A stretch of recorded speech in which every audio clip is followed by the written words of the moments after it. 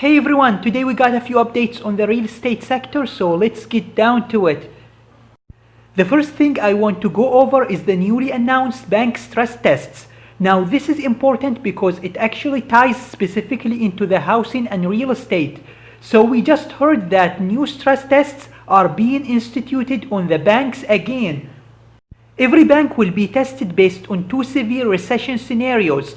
In one recession scenario, unemployment will go up to 12.5%, but then relatively quickly go down to 7.5%, while at the same time the stock market will decline 30% and the real estate market will decline 26%. In a second scenario, unemployment will spike to 11% but go down to 9% and stay at 9% for a longer period of time. Also with a 30% stock market decline and 26% real estate market decline. Now these tests are going to weigh on the real estate market, especially as banks start to realize that they really have to ensure that their balance sheets are stable, because if for whatever reason a bank does not pass those stress tests, in general their shareholders are not going to be happy and those shares are going to tank. In other words, there is a good chance that these larger banks are going to pull back on lending to make sure they can meet all of these new recession-based tests, which are really coming out because of fears that we might see a very real second wave as we get into flu season and then basically COVID potentially surges back. So that might slow down real estate, because after all we need lending to get real estate done. Now the next potential problem is that US home building fell in August after 3 months of straight up. The Commerce Department said yesterday that housing starts fell 5.1% for August, and July's data was revised lower as well. Starts actually dropped a good chunk more than expected. Many economists expected a 1.2% decline for August, but instead we got a 5.1% decline. That's a big additional decline. And remember what home building is. It is a bet that the market will be better in 2 years. So when we see starts decline, sometimes that could be one of the early signs that we are starting to see a little bit more risk aversion in the real estate market. Moving on, the next thing we've got to discuss is interest rates. Obviously, we already know that interest rates are lower than ever.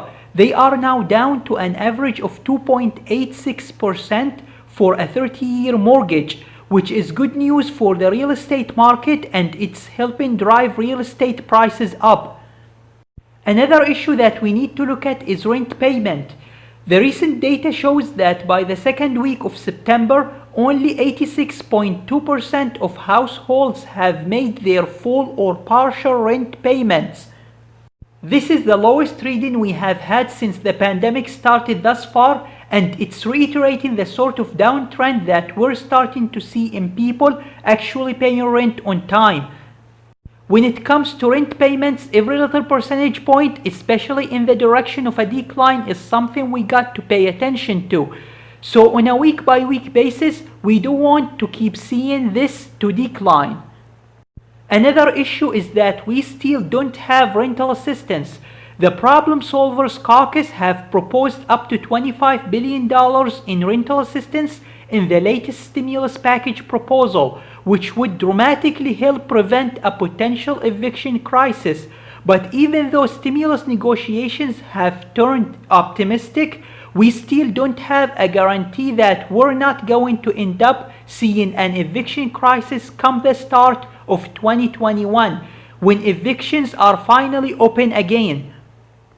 Next, the Wall Street Journal reported that about 1 million American homeowners have fallen behind on their mortgage payments at least 30 days and have not taken mortgage forbearance, which is crazy because of those 1 million Americans who are 30 days late and now their credit scores are going down, 680,000 of them have federally backed loans.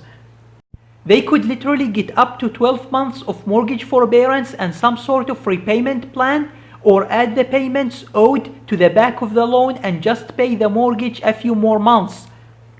A recent survey by the National Housing Resource Center also found that 56.6% of respondents had no idea about forbearance programs. Moving on, so far eviction filings in the second week of September are down 16% in the cities surveyed by Princeton. These are the same cities that during the first week of September actually had a spike in evictions, but thanks to the CDC's new eviction ban, we seem to be depressing these numbers. However, there is a concern that this is just kicking the can down the road, and without rental assistance, for every eviction that's going down, some landlord somewhere is getting screwed, and it's not fair to them either, especially if they have a mortgage payment. So obviously there are still problems to keep track of here. Finally, home prices are still shooting up, and this isn't necessarily good if you're trying to get in, but if you do already own a property, prices are up just over 8% year over year in July, and especially since in real estate we didn't have any kind of correction like we had in stocks, this is pretty incredible. That's all for this housing update. Thanks for watching.